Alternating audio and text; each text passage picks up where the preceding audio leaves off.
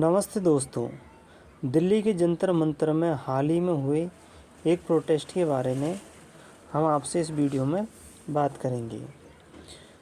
हाल ही में एग्ज़ाम हुई थी एसएससी। उस एग्ज़ाम में कुछ कमियां पाई गई। उन कमियों को लेकर के यहाँ पर धरना दिया गया था। उस धरने में देश भर से आए हुए शिक्षक और विद्यार्थी दोनों ही शामिल थे। आखिर यह धरना देने की क्यों ज़रूरत पड़ी, तो चलिए हम एक एक करके इस वीडियो में आपको बताते हैं। सबसे पहला ये था कि एग्ज़ाम सेंटर अपने क्षेत्र से काफ़ी दूर दिया गया था। कई स्टूडेंट ऐसे थे जिनका बिहार के स्टूडेंट का कर्नाटक और राजस्थान के स्टूडेंट का अंडमान निकोबार द्वीप समूह में दे दिया गया था। इस बात से भी कैंडिडेट परेशान थे कि इतनी दूर एग्ज़ाम सेंटर है और वहाँ पर देने कैसे जाए, पहला कारण। दूसरा कारण था कि जैसे ही कैंडिडेट एग्ज़ाम सेंटर पर पहुँचते हैं, एग्ज़ाम सेंटर पर पता चलता है कि आपका सेंटर यहाँ पर है ही नहीं। कहा जाता है कि आप फिर से चेक कीजिए ऑनलाइन, तब आपको सेंटर मिलेगा। जैसे ही वो ऑनलाइन सेंटर चेक करते हैं तो उनका सेंटर बदल दिया जाता है। अब ऐसी स्थिति में जब एग्ज़ाम देने का टाइम है, एंट्री का टाइम है, ऐसी स्थिति में दूसरी एग्ज़ाम सेंटर पर कैसे पहुंचा जाएगा। इस तरह से तो वो एग्ज़ाम से बाहर हो जाते हैं।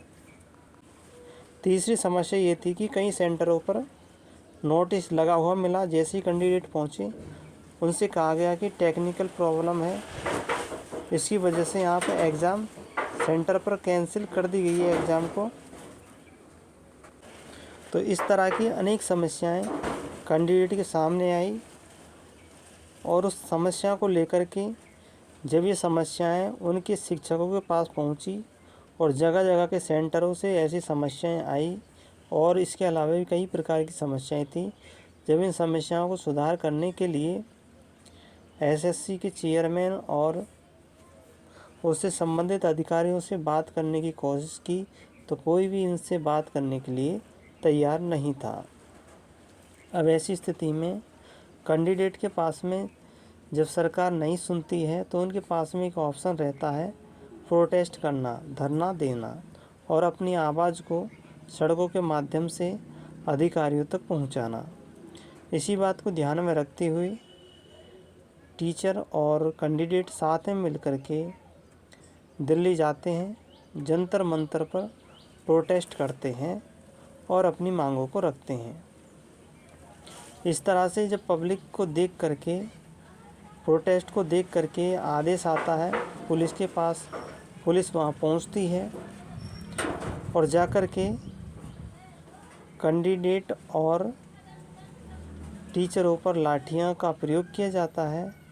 उनको पकड़ करके बसों में डाल करके एफआईआर दर्ज की जाती है और उनको पुलिस स्टेशनों में बंद कर दिया जाता है। तो ये थी प्रोटेस्ट की कहानी। अब देखते हैं सही बात, क्या इस तरह से एग्ज़ाम इस तरह से करवाई जाए, क्या ये सही है? और जब गलत एग्ज़ाम करवाई जाए तो कैंडिडेट का आवाज़ उठाना क्या गलत है? पुलिस का लाठीचार्ज करना क्या सही है? कमेंट सेक्शन में कमेंट करके ज़रूर बताएं। धन्यवाद।